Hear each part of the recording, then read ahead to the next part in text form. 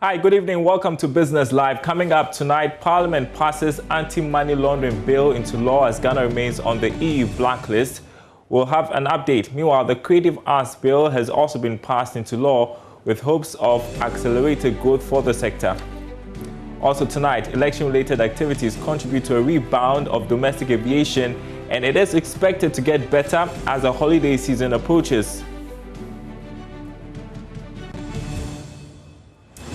And demand for toys shoots up ahead of Christmas. We'll take you to some market centers in the Ashanti region. Thanks for being with us. Details after the break.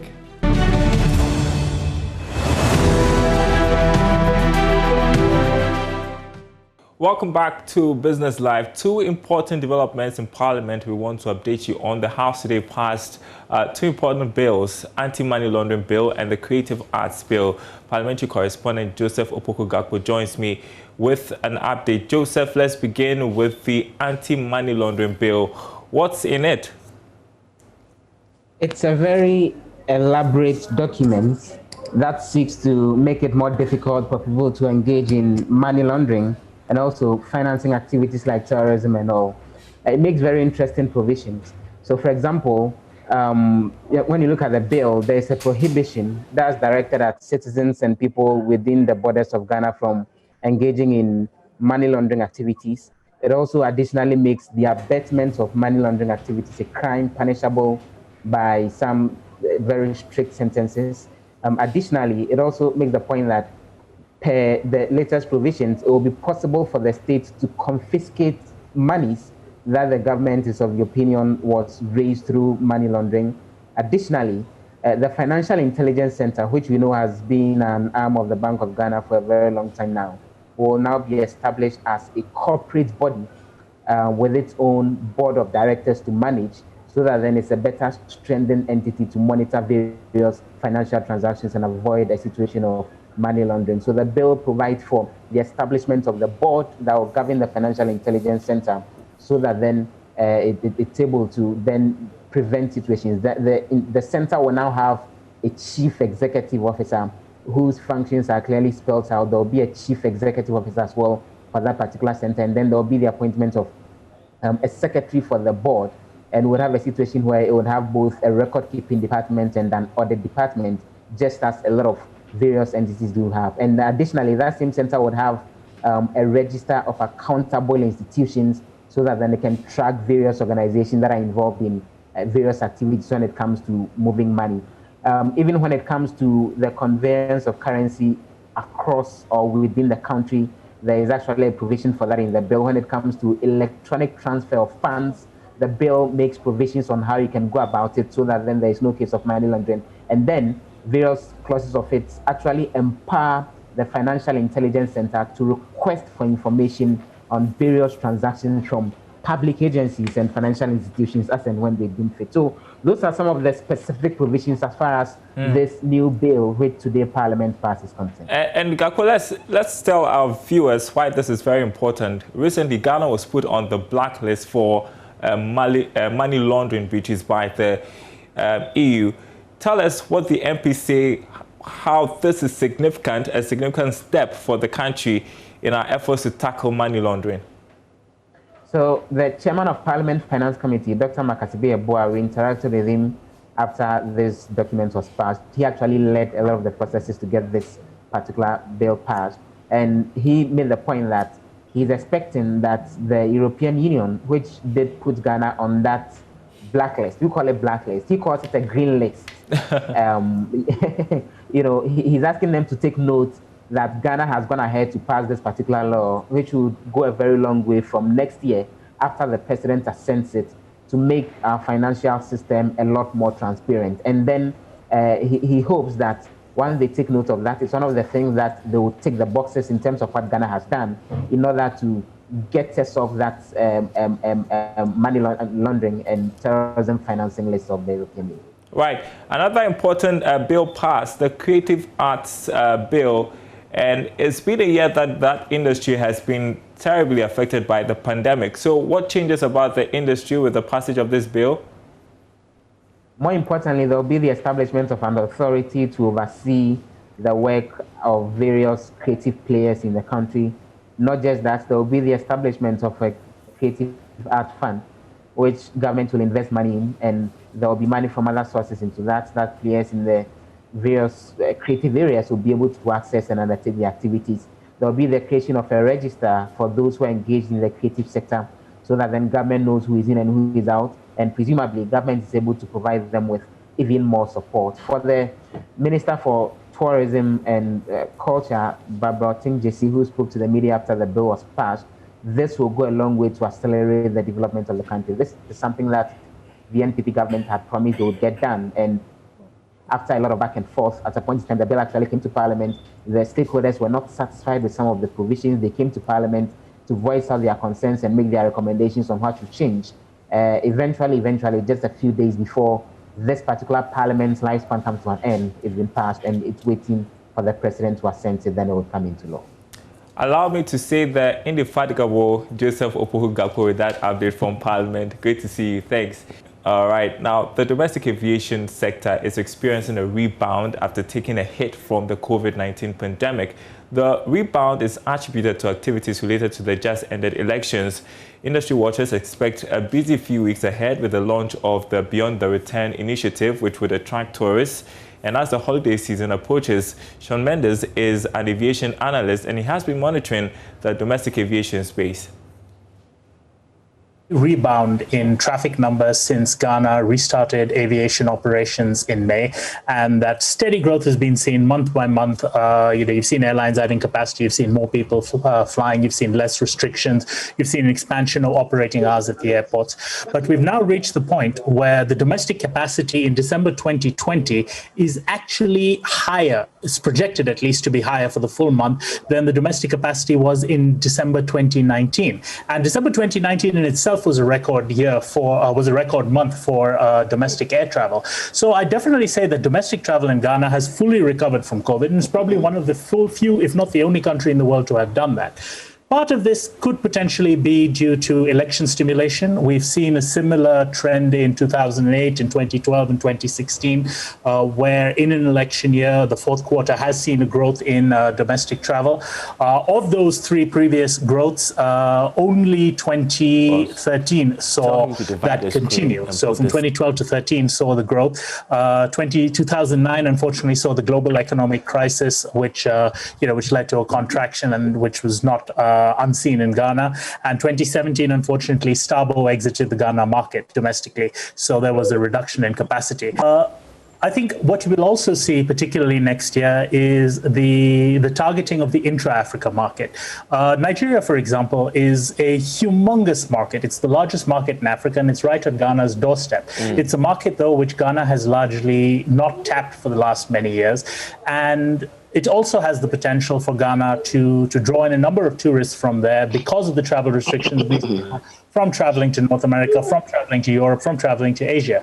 The Nigerian middle class has a lot of disposable income. They will look for markets nearer to home, and Ghana is literally the back garden for them. The weaker Naira will get you more benefits in Ghana than it will get you in the US or in Dubai or elsewhere. So I definitely think that if Ghana tourism is able to play their cards right, they can carry over some of the momentum from the year of return into the Beyond the Return into 2021, and hopefully on a permanent basis beyond that. Aviation analyst Sean Mendes speaking earlier on the marketplace. Meantime, occupancy rates of hotels have improved slightly post-COVID-19, albeit about 40% on the average. This the Ghana Hotels Association says is nowhere near the pre-COVID-19 levels. President of the association, Dr. Edward Akanyamike Jr., tells Joy Business his members are hoping business will improve as the U-type period sets in. To some extent, the industry is recovering, albeit at quite a slow pace. And of course, we can also attribute that recovery to some of the activities going on in the country. Sure. We can talk about the campaign, election campaign. And we also realize that in the heat of the pandemic, a lot of people put their programs and activities on hold. So with the easing of the restrictions, some of these activities are being implemented now. So yes, there's been some improvement, but certainly not to the level that we had at the same time last year. The bottom line of our business, the tourism and hospitality, has to do with the movement of people. Okay. The industry thrives on the movement of people. So long as that one is established and it's going on well, then the second aspect is what we as an industry will have to do. And basically that has to do with marketing, that has to do with partnership with other players in the industry. For instance, the tour operators, you may have observed that there are a lot of tour operators organizing domestic tourism activities. Exactly. And even some institutions and organizations. I don't know, Joy FM has done quite a number of those trips. Yeah. You see, so all these ones, together with aggressive marketing, I believe will help us. But we should also forget the economic environment that we'll be operating in. Sure. The economic environment is also very important. Talking about utilities, taxes, and all those things. Okay. So once we are in place, we are ready to do business.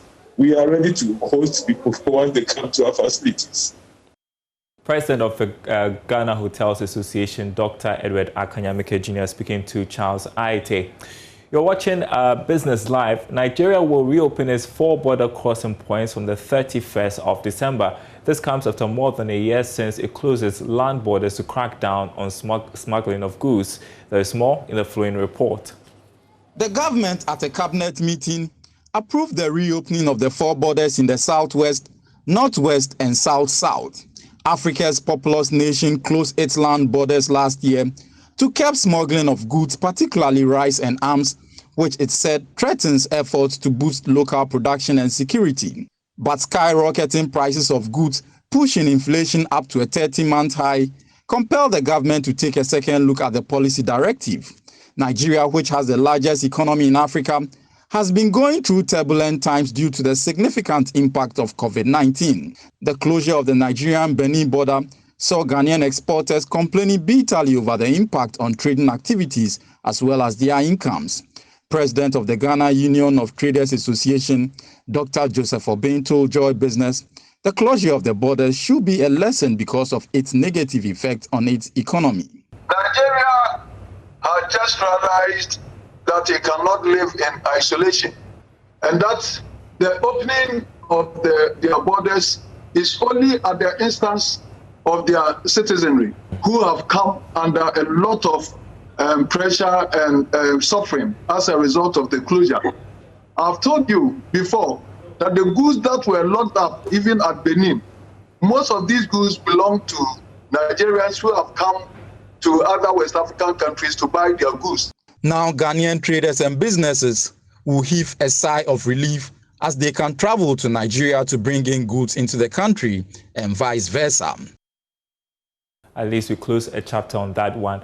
Now, back home, the economy could recover quickly from recession by the end of this year. This is based on the third quarter gross domestic product estimates and projection from some economists. George Afe has more in the following report. The Ghana Statistical Service is yet to declare the economy as being in a recession. However, several economic manuals and National Statistical Bureau's definition of a recession showed that Ghana, after 2 consecutive declines in economic growth, has indeed gotten into that state. Data released by the Ghana Statistical Service showed the GDP estimates for the second quarter declined by 3.2% and 1.1% for the third quarter of this year. But for some, looking at how the economy performed in the third quarter, it could be an indication that the worst is over and could be recording some marginal positive growth for the end of this year.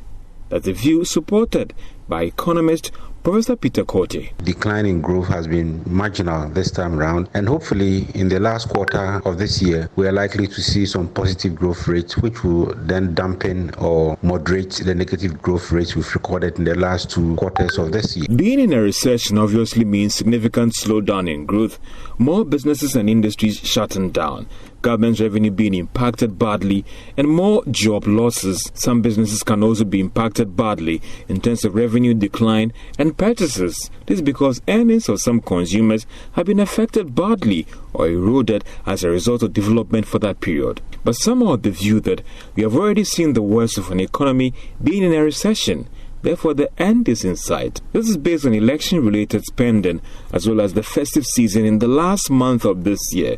This could impact on GDP calculation when you look at the income or the purchases approach. The Bank of Ghana in its recent data projected that we will end the year with an economic growth rate of 2.5%, even higher than what government has forecasted.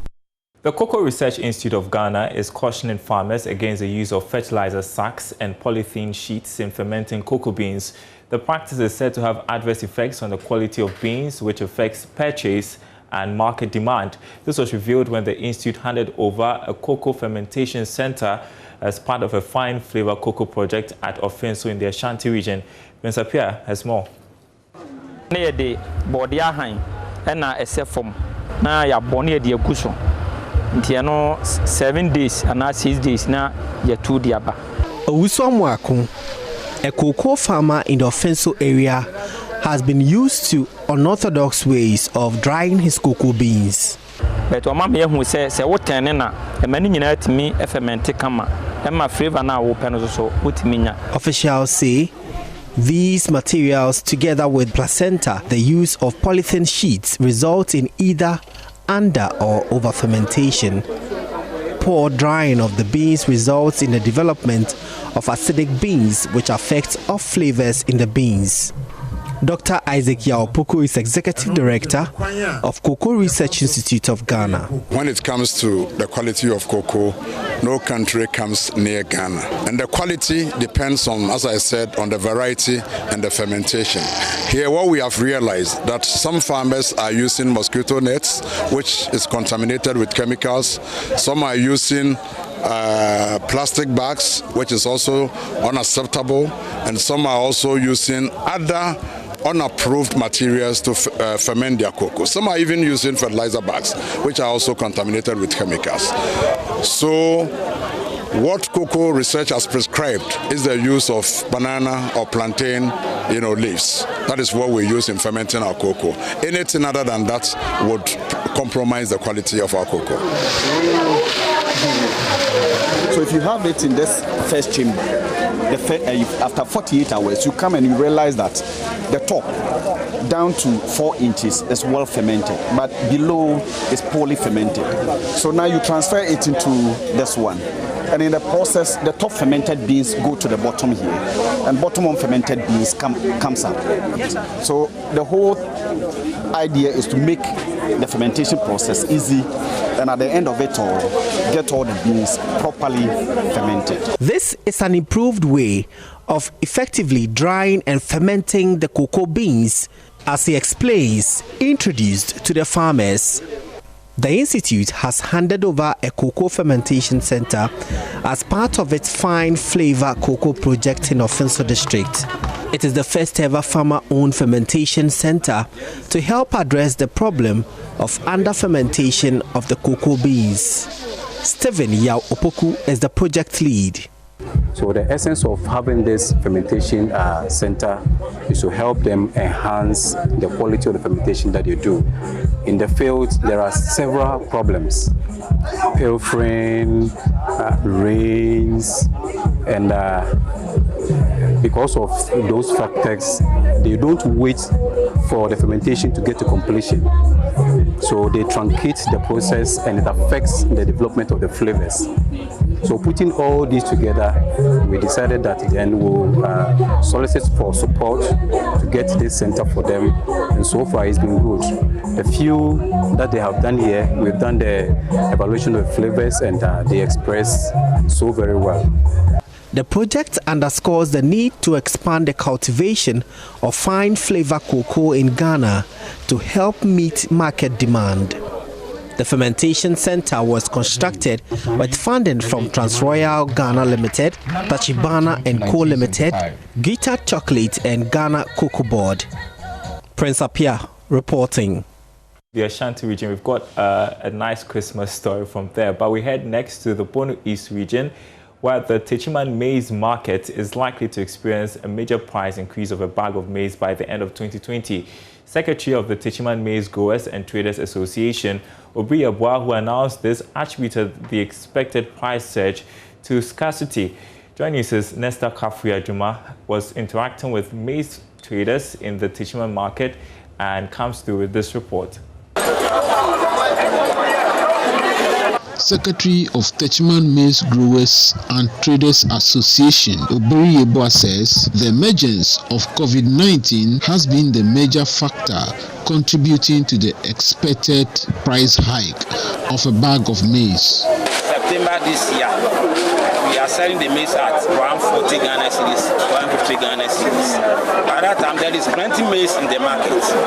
Suddenly, we saw our neighboring countries, Burkina Faso, Niger, they came into the Techiman market and they buy all the maize from the market in their countries.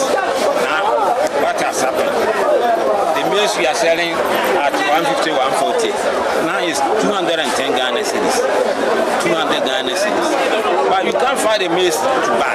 There is no maize anywhere. And we know that by the end of this year, we think the price of the maize will go up from 210 to 250. And after this year, because there is no rains in Techiman municipal and then Ashanti region and everywhere, by that time, we know all good can help us. Secretary of the Techiman Maize Growers and Traders Association further said the introduction of planting for food and jobs has really come to solve the major challenge of access to improved drought-resistant maize variety seeds.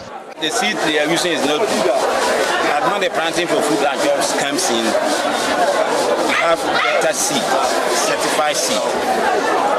Because of that, we the traders now we are free. When you borrow money for the farmers, you know that we have quality seed, so they can provide your money to give to them. Obiri Yeboah stated that the absence of a standard warehouse in the Techiman maize market is affecting their business. The few private ones in the Bunu East regional capital, he says, are not readily available to them for use. There is no warehouse here. Some of the NGOs want to buy maize from Techiman markets and other markets, but there is no warehouse here. Sometimes, World Food Program, they came here to offer some maize to buy. But when they came and they saw that the floor is not good, then they refused to buy the maize. But they told us that they want a warehouse, certified warehouse. That place where they can buy the maize from. But as we have seen the Techiman markets here, we don't have warehouses here. That's our main problem. Meanwhile, maize traders here in Techiman are zealously gearing up to break even during the Yuletide. For JoyNews, Nesta Kafui-Ajuma, Techiman. You know what it means when the price of maize goes up? It could potentially affect the cost of the kinky you enjoy eating. Well, before we go, toy guns, water pistols, dolls, and race cars are among fancy items featuring high on the shopping list of parents ahead of Christmas. Toys that are popular during the festive season are referred to as must-have toys. They give comfort to people of all ages to enjoy the Yuletide. In this report, Mona Lisa Frimpong observes how traders in Kumasi are cashing in on demand for these toys. The must-have toys have flooded the markets ahead of Christmas. Parents are busy buying at various toy stands in the central business district of Kumasi. Obaya Foriwa is a trader at the KTTR market. She says the COVID-19 pandemic has affected the importation of the Christmas toys, but sales have been good.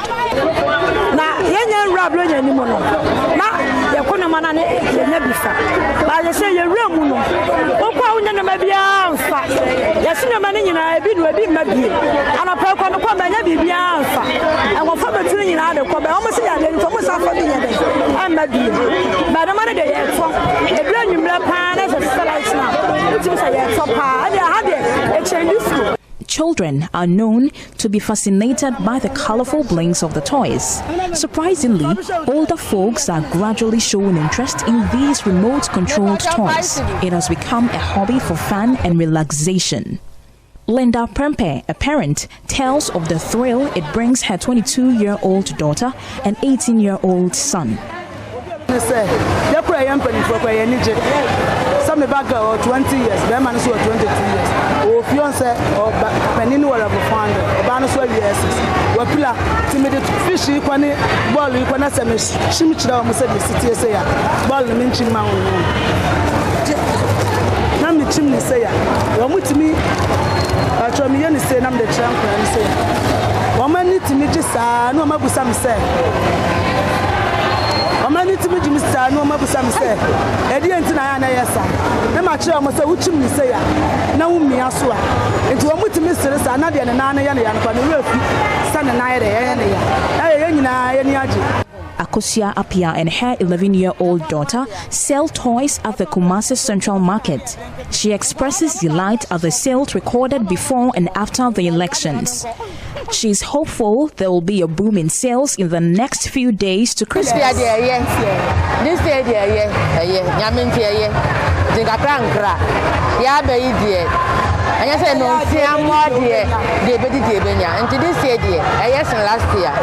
Many traders have switched from selling their usual wares. This, they say, is the most lucrative season to sell the must-have toys. Mona Lisa Frimpong reporting.